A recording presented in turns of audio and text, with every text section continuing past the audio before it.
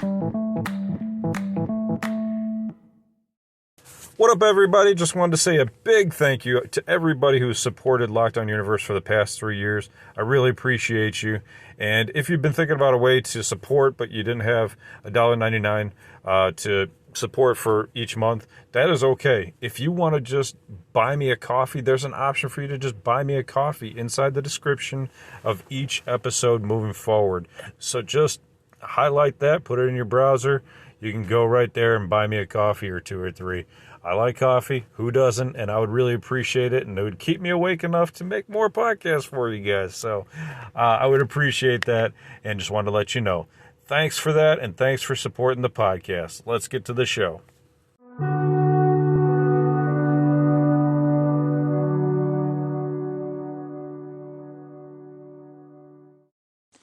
What up, what up, what up? Welcome back to Lockdown Universe, home of the bizarre, peculiar, and unheard of stories of UFO, legend, and paranormal lore. Welcome back, welcome back. Happy to be back. Hopefully you guys are doing excellent and taking care of yourselves.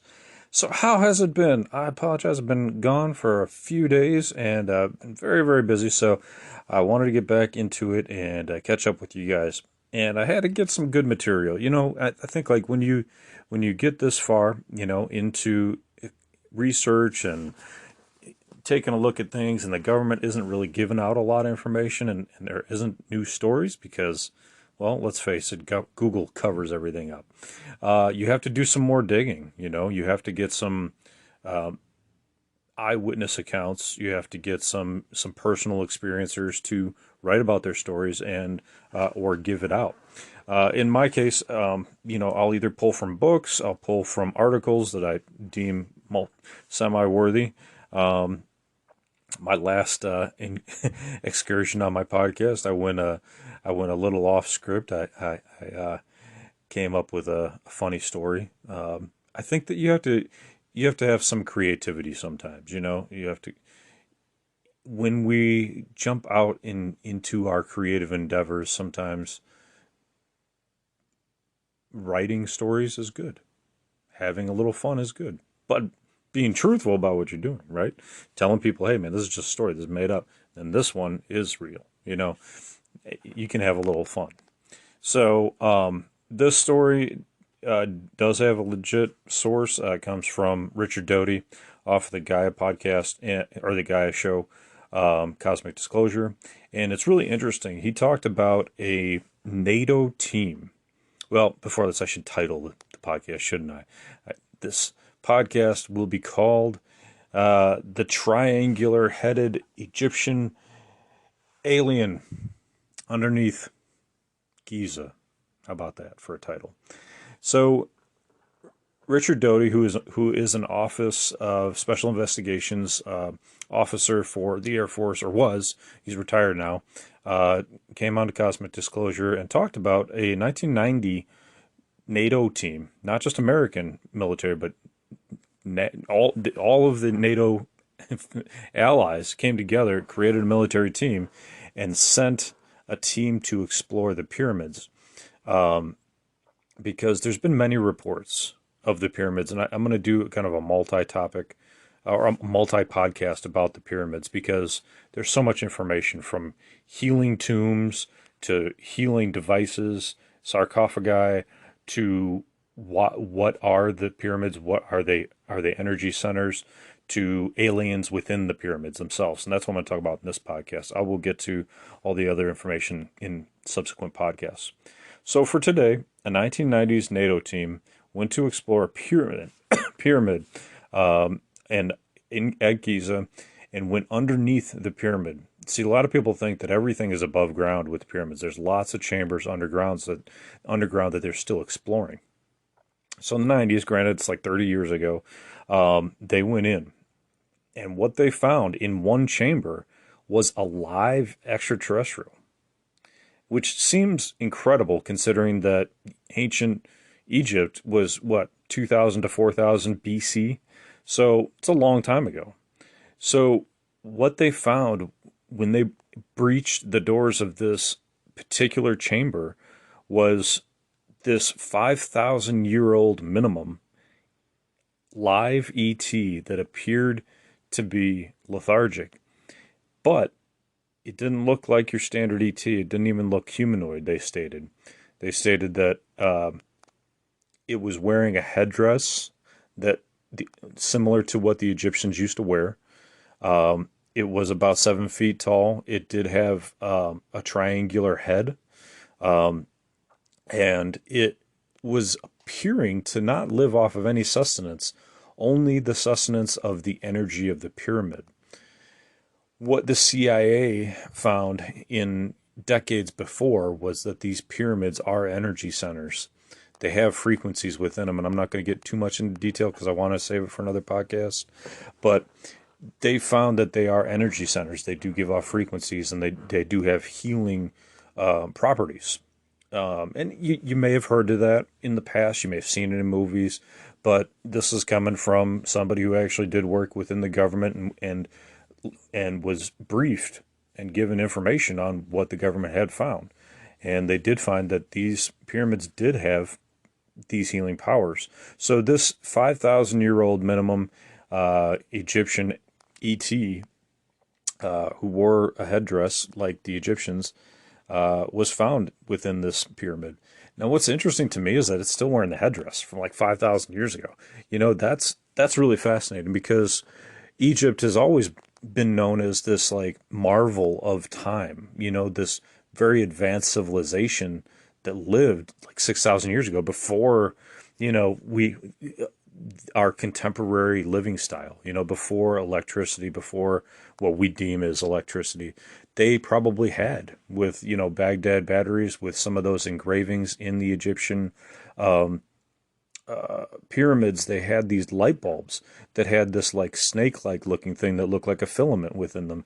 And there's multiple hieroglyphs with these huge light bulbs within them. So many people believe that the Egyptians did have power, and it would be the only way to really see within side of the pyramids, because if you brought fire inside, you would smoke yourself out.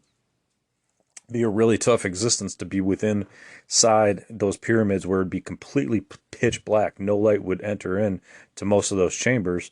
You'd have to have a light source that would be smokeless, and it would have to be probably electric of some kind. So whether that was given to them by the aliens or they had created it themselves is up for debate. But yeah, it's really interesting. So they discovered this alien, and they believed that this alien was a guard of some sort, that it was like guarding something within the tomb itself or within the chamber itself. They're unsure as to what. They did find some devices that were healing devices. So that's pretty interesting, and I will get into that on the next podcast as well. So they believe that this guy was, protecting some technology. What that is, could be those devices. It could have been just the pyramid chamber itself. So it's pretty fascinating. I think that there's a lot of things to look into with this particular story. What's this 5,000-year-old alien doing there? What was it doing the entire time? Were there monitors in this room? Were there other devices that weren't briefed out to anybody else? Were there? Is there a spaceship underneath Giza? A lot of people believe that there is, because these pyramids, apparently, reportedly by Richard Doty, were given. The alphabet soup agencies were given information by some of the aliens that they had at Area 51, and they were told that these pyramids were energy sources. Not only energy sources, though, they were geographical markers, not only on Earth, but also on other planets as well. So I thought that was kind of fascinating. I thought that at least having that information is important. But why did we need these energy centers to be guarded for 5,000 years? Is it important for these energy centers to be on the planet, to power the planet, to power their monitoring of the planet, to power their monitoring of this neck of the woods in the galaxy? Are they, relaying information long term, long distance to, their home planet or to a space station from Earth. There's lots of questions about why would they need a 5,000-year-old alien guard or, employee or whatever you will, individual within the pyramid itself. Couldn't it just have their technology within this pyramid, relaying it or doing whatever it needs to do without somebody being there? What I think is really interesting is they only found one living ET. That's what's really weird. If there was like a group, a group of scientists there, okay, that makes sense, right? There's a group there. They're doing some experimentation. They're monitoring whatever they're monitoring, but for a singular alien to be there, it just seems kind of bizarre, almost like he was left behind. Even in the military, we don't send one person out. It's always groups of twos. You do the buddy system. I think most species would probably do the same. They're not going to just throw one person out there. So, what do you think about this particular case? Is it legit? Is it bizarre? Well, that's definitely bizarre, especially since it's wearing the Egyptian headdress. I think that's really interesting. That if it is wearing the Egyptian headdress, then we got to know that it's been around since ancient Egypt, because that's what they wore.